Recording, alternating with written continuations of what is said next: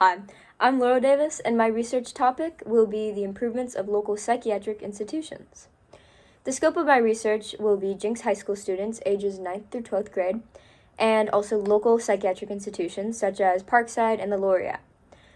The focus of my research will be teens that have been an inpatient at these local institutions, and also people who work on the staff at these hospitals, so like doctors, nurses, therapists, and other support staff. The purpose of my research is to find discontinuities within these hospitals, address them, and find ways to improve them. The value of this is that it will make adolescents become more open to the idea of inpatient treatment instead of being worried about being coerced into it. A lot of people don't seek the help they need due to their fears of being forced to admit into these hospitals. However, if these institutions had safer and better environments and higher success rates due to these improvements, it would make more people, especially teens, accept that help. My research question is, what practices are discouraging patients from seeking further treatment from local psychiatric institutions and diminishing the treatment's effectiveness? A couple of my sources would be, first, 3 authors that are affiliated with a British university called Leicester University. In their article, Living in an Alternative Reality, Adolescent Experiences of Psychiatric Inpatient Care, Child and Adolescent Mental Health, explains the significance of interviews and self-reports from patients and how each patient should be well informed before their admission to a psychiatric hospital. Secondly, Juliane Mielau, who is a medical doctor in the Department of Psychiatry and Psychotherapy at Charité University in Berlin, Germany, and others, support the idea that a lot of admissions are either involuntary or coerced, and that many people avoid seeking mental help for the fear of coerced admission.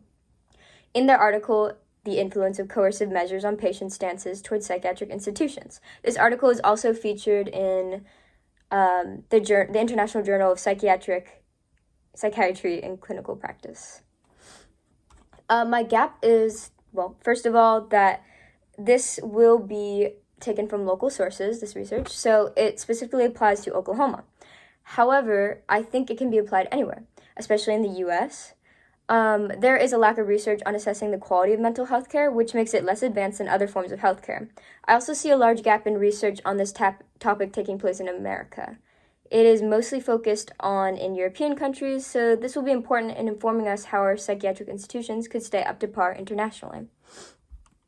My method is a mixed method between qualitative and quantitative data because I'll be using both surveys for the students and interviews for staff for my data and arguments. This is because I feel it is important that we are aware of both sides of the topic, patients and staff, so that we can find a correlation and compromise. I will be following a case study design because I am specifically looking at the quality of local institutions. Some challenges could be that I may not have enough participants for my surveys, and I may not be given permission to interview staff members from certain psychiatric hospitals. I will adjust my research if this occurs. I may also combat these issues by relying more on scholarly articles for more information. Thank you.